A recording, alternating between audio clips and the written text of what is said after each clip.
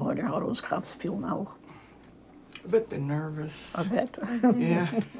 Unless you've been living under a rock, you've likely heard of the popular Netflix documentary featuring Steven Avery called Making a Murderer. In this video, we look at Steven Avery on his fight for freedom and the recent sad news surrounding the passing of his mother, who featured on the popular show. Before we get into today's video, don't forget to like and subscribe for more amazing content. Kathleen Zellner, Avery's attorney, was the one to report the death on Twitter. Millions of people across the globe were saddened to learn that Dolores Avery had died at 83, after several years of declining health. People everywhere came to know Dolores Avery through the December 2015 Netflix docuseries Making a Murderer, about the plight of her son, Steven Avery. Kathleen Zellner tweeted that Dolores Avery passed away at 6:50 a.m. on the 8th of July, 2021.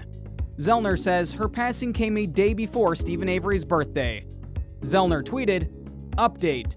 Fate dealt another cruel blow to Steven Avery today, right before his birthday tomorrow. His mother, Dolores Avery, passed away at 6:50 a.m. He needs your support now more than ever. R.I.P. Ma Avery, at Making a Murderer." Kathleen Zellner followed up on the 9th of July, the day of Steven's birthday, stating, "Sweet Dolores Avery always had a kind word for us, loved her family, lived for the day Steven was freed, never stopped believing in him and his innocence. Her spirit and devotion will sustain us. Steven knows she is watching over him. At Making a Murderer." Steven Avery had his 59th birthday today without the presence of his mother. Her unwavering love, courage, and belief in him are the gifts that she left behind. To honor her legacy, we must fight on until there is real justice for him. At Making a Murderer. Dolores Avery and her family were featured in the Netflix docuseries Making a Murderer, about Steven Avery's trial and appeal. She maintained her son's innocence in the 2005 killing of Teresa Halbach. Halbach, a freelance photographer, reported to the Avery salvage yard on October 31, 2005, to photograph a vehicle for a magazine. Investigators say her remains were found in a burn pit on the Avery property. Zellner says a new witness has come forward alleging he saw Teresa Halbach's vehicle planted at the Avery salvage yard after her murder. Zellner says the new evidence points to Steven Avery's nephew, Bob Dassey, as being involved in the murder and framing of Avery. Zellner filed a motion with the Wisconsin Court of Appeals District 2, asking to stay the appeal so Avery can file a motion disclosing new evidence of what's known as a Brady violation, and to introduce a third-party suspect. Click here for more on the new witness statements. Avery's other nephew, Brendan Dassey, was also convicted of killing Halbach. He will be able to ask for parole in 2048. Dassey appealed his conviction up to the United States Supreme Court. The justices declined to hear his case. Dassey's attorneys are now asking Governor Tony Evers to consider clemency or early release. They argue Dassey's confession to the crime was coerced by detectives. Dassey was 16 at the time of his confession and considered to be low IQ. Back in 1985, Dolores Avery had lost her son to an injustice that lasted 18 years. At that time, Steven Avery was wrongfully convicted and put into the Wisconsin Department of Corrections along Manitowoc County's Lake Michigan shoreline, a crime that was actually committed by a violent predator named Gregory Allen. Steven Avery's life was beginning to turn around after regaining his freedom in September 2003.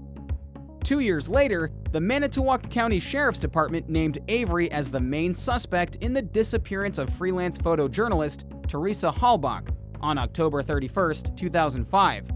On the 8th full day of the investigation at the Avery salvage yard, several strange clues began to appear.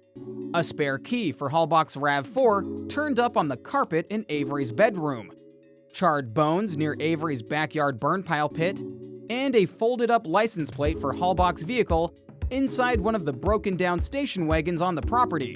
Steven Avery was taken into police custody during that second week of November 2005, and he has remained in the custody of the Wisconsin Department of Corrections ever since.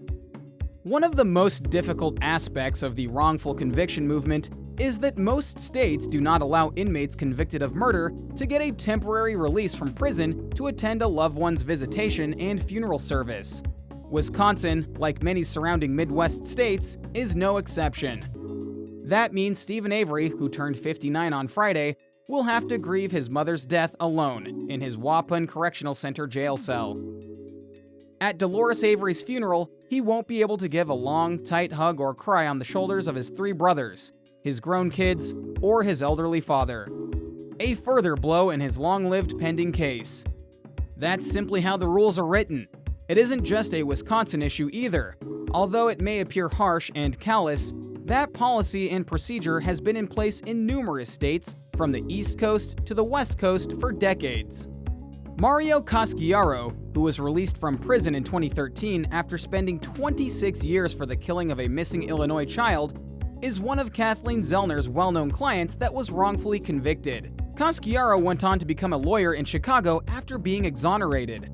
He is currently employed by the Cook County Public Defender's Office. During a phone interview Friday, Casciaro told me that while he remained in his Illinois prison cell, wrongfully convicted of murder, the death of my parents, it was my single greatest fear, because I was the youngest child of older parents. Casciaro said that Wisconsin, and all states, should make exceptions during times of immediate family loss to allow inmates such as Steven Avery to go free for 24 to 48 hours to attend their loved one's funeral. After all, the purpose of incarceration at a state penal institution is rehabilitation, not cruel and unusual punishment.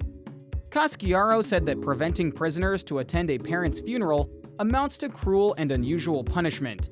It's undue punishment, he said. It would be like ripping your spine out. Elected officials forget the purpose is not to punish people more. They should be allowing for a 24-hour or 48-hour opportunity to say goodbyes and attend the funeral. Dolores Avery was her son Steven Avery's fiercest crusader when it came to proclaiming to the world and to the inhabitants of Manitowoc County that her son was innocent and the victim of not one, but 2 false convictions by the Manitowoc County Sheriff's Department. She took part in a number of on-camera interviews that aired as part of Netflix's Making a Murderer TV docuseries. In January 2016, Dolores Avery granted an interview with the Daily Mail, telling the European publication, "I think Steven will get a new trial. I don't know what it will take, but I hope it comes out with the truth instead of a bunch of lies." Steven Avery's former lawyer, Jerome Buting, stated the following on the passing of Avery's mother: "A sad birthday today for Steven Avery after losing his mother, but he was blessed with her constant love and devotion, traveling all over Wisconsin and even Tennessee to visit him in prison when housed out of state. He will surely cherish the time he had with her. #MakingAMurderer, #Free Steven Avery." Dolores Avery's unwavering belief in her son's innocence provided Steven Avery with the will and drive to continue fighting for his innocence from behind bars in Waupun, and now she's no longer with us. If the world was a fair place, Steven Avery would be afforded an opportunity to return to his hometown to grieve his mother's death, but that is not going to happen.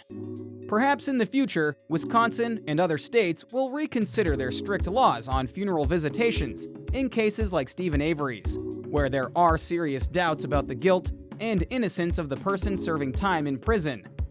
There you have it, the passing of Avery's mother.